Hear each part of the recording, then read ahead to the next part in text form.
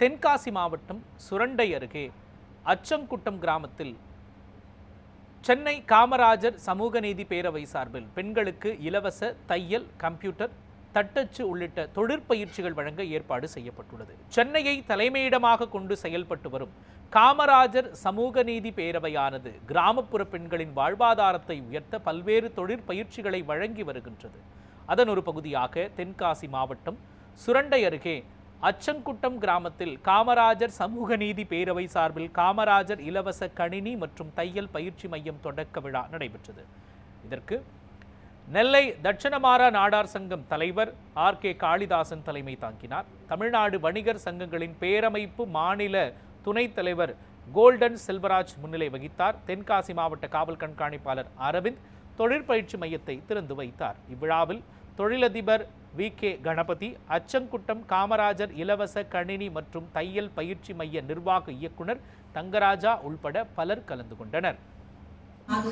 எங்களோட பீடி சித்து தொழிலுக்கு மாத்தா இன்னைக்கு எங்களுக்கு தையல் பயிற்சி, அதுபோக கணினி பயிற்சி, அதுபோக டச்சு தொழில், அதாவது இந்த டைப்ரைட்டிங் எல்லாமே புதுசா சொல்லி தராங்க. அது எங்களோட காமராஜர் சமூக நீதி பேரவை தலைவர் பாபுஜி அவர்கள் எங்களுக்கு எடுத்து எங்களுக்கு இதை நடத்தி தராங்க. அதனால அவருக்கு நான் மிகப்பெரிய நன்றி தெரிவிச்சுக்கிறேன். எங்களோட பீடி சுத்து மாற்று தொழிலாக எங்களுக்கு தையல் பயிற்சி இலவசமா சொல்லி தராங்க. இதை ஏற்படுத்தி தந்த தங்கராஜ் அவர்களுக்கும், முன்னாள் தலைவர் வெள்ளத்துறை அவர்களுக்கும், பாக்யராஜ் அவர்களுக்கும் அனைவருக்கும் நன்றி.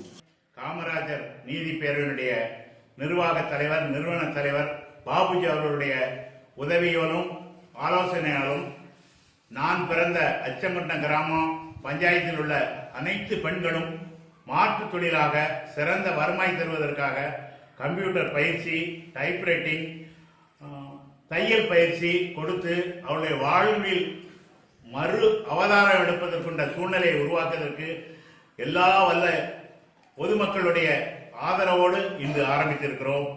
இந்த நிலையில் அவருடைய பொருளாதாரம் உயர்வு அடையும் என்று நம்புகிறோம். அதற்கு ஆதரவளித்த அனைவருக்கும் எங்களுடைய மனமார்ந்த நன்றியை தெரிவித்துக் கொள்கிறேன்.